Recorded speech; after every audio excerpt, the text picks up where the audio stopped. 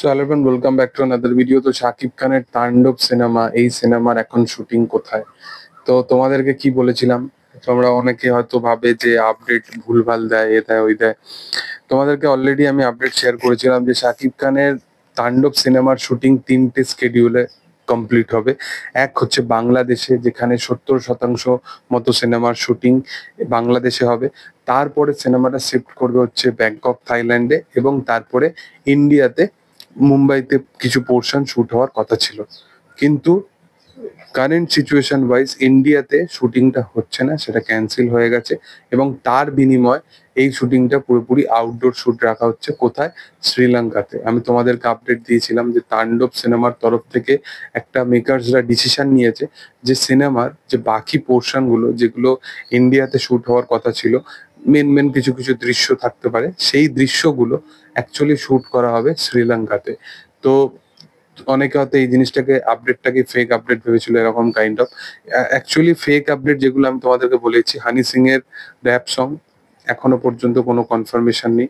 Sunny Leone, Tamannaah Bhatia, নরা Fatehi, এদের item number, এই সমস্ত আপডেট গুলোতে একদমই মানে কিছু বলার নেই আর কি।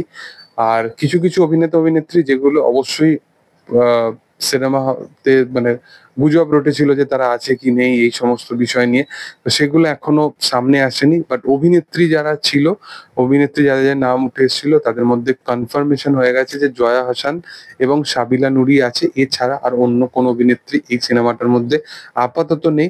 সারপ্রাইজ এলিমেন্ট হিসাবে যদি কোনো অভিনেত্রীকে আইডলাইজ করা হয়, সেটা আলাদা রকম ব্যাপার। তবে এখনো অবধি যে দুজন অভিনেত্রীর নাম শোনা যাচ্ছে, সেটা হচ্ছে জয়া হাসান এবং সাবিলা নূর। এবং এই সিনেমাটা পুরোপুরি বেসড হবে পলিটিক্যাল থ্রিলার, একটা ড্রামা বেসড সিনেমা হবে এটা। এবং এর মধ্যে কিন্তু ভরপুর অ্যাকশন ওরিয়েন্টেড একটা সিকোয়েন্স গুলোকে সাজানো হবে।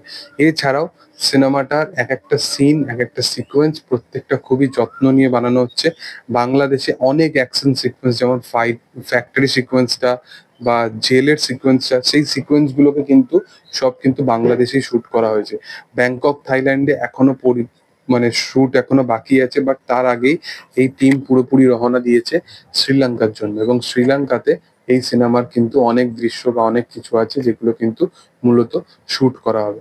তো আমি তো বিশালভাবে এক্সাইটেড আছি তাণ্ডব নিয়ে, এবং তাণ্ডবের যেরকম ভাবে শুটিং স্কেডিউল এবং রায়ান রাফি যেভাবে জিনিসটাকে ম্যানেজ করেছে পুরোপুরি। কারণ দেখো, মুম্বাইতে একটা রেকির তার করাই ছিল, এবং তারপরে ব্যাংকক, থাইল্যান্ডেও সে একটা রেকির কাজ করে রেখেছিল। বাট অপশনাল হিসাবে এরকম শ্রীলঙ্কাকে হঠাৎ করে তার একটা, জানে যে তার 2-1 মাসের মধ্যে সিনেমাটাকে নিয়ে আসতে হবে, সে অপশনাল হিসাবে একটা খুঁজে রাখা, তো সেইগুলো একদমই হ্যাটস অফ।